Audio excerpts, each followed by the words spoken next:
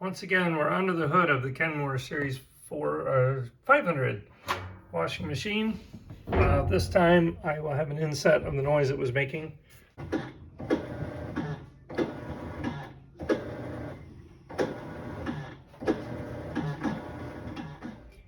think I need to title this, Watch My Video, Don't Be Dumb Like Me. So this is the transmission out of the washer and dryer. Quick view of how that works. There's a bunch of stuff that goes on the bottom here, including a little shifter lever and the clutch splutch thing, whatever they called it. So you've got two different shafts here. I had been chasing what sounded like a bearing noise at first.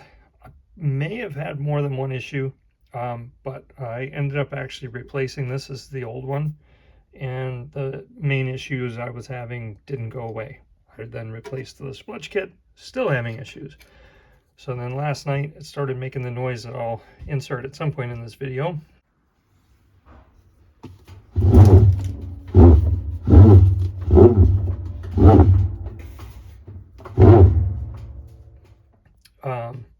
Actually, it started a little bit before that, and the drum was no longer spinning. So I kept looking at the agitator thing and not understanding what was going on, really scratching my head.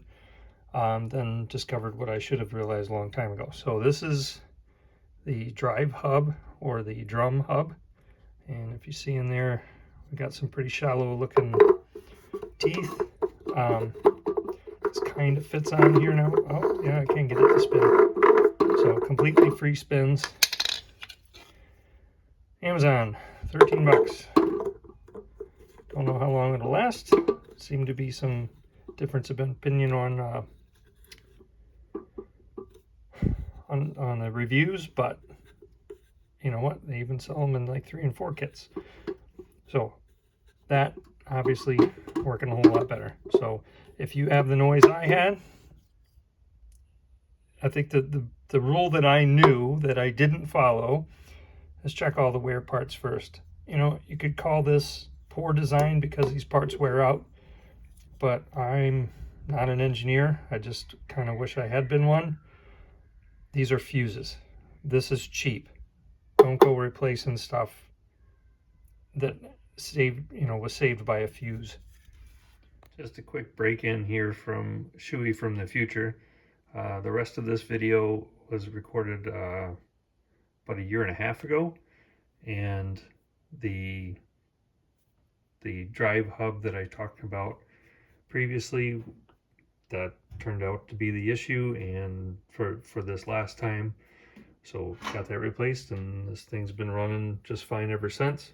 I wanted to leave everything that's after this, and this is all just kind of different video I've taken along the line, but I just thought I would break in with a little bit of just the 3 main areas I would look at, and really the first 2. So I've touched on this in either before this or after this in the video. After this part, I'm attaching some parts that talk about, you'll be able to see the whole transmission out again, and then how all the parts are laid out in there. And then also at the end, I tacked on a little piece where I talked about how I had some questions and comments about getting the pulleys tightened and everything, so I go into that.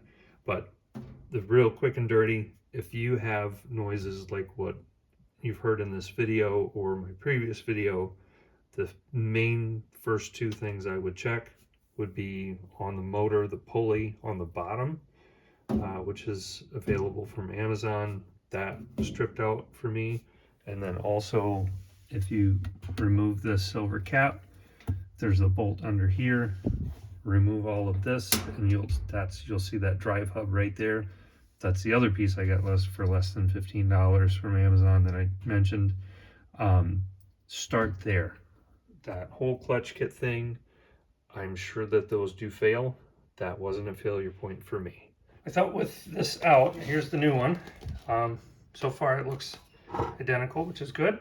I thought it's a little bit easier to see how everything goes together down here on the floor. So all that's left in the washer is the pump and the wiring harness there. So we got everything else out on the floor. I watched a how-to video from one of the sellers. It was very good, helped me get everything done, but also had a lot of steps that didn't turn out to be necessary for me. I did not remove the drum. I did not take anything out of the top other than one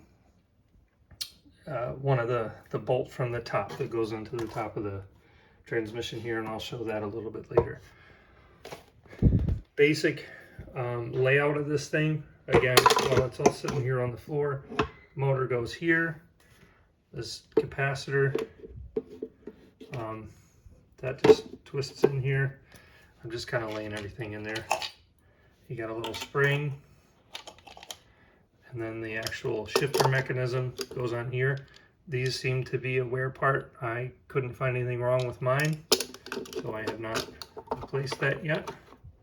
And then with that clicked in place, you've got a little actuator here, or I should say the shift mechanism here, and then the actuator is here.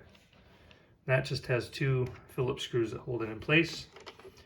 You know, a lot easier. I was able to take all this, leave it on the case when I dropped it.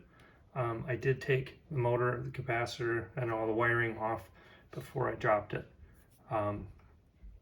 So I'll try to do a couple more notes while I get this put back in place, or after I get it kind of back under the machine again. But this goes on there. All right, I thought I'd stop again during reassembly just because it seemed to be some questions and comments on my previous video about replacing this pulley as far as how the belt goes on and off. I said it's pretty easy. Just there's a flange on this pulley, but not on this one.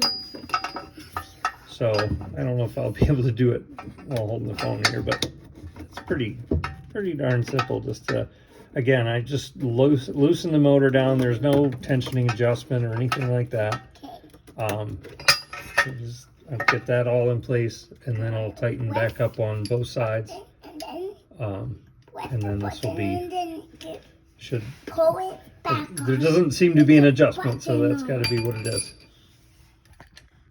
And then, again, I just reassembled this, put the actuator back on, twisted the capacitor back around, and now we just got a nut to put back on here, tighten this back down, and then there's a cover that goes over top of all this.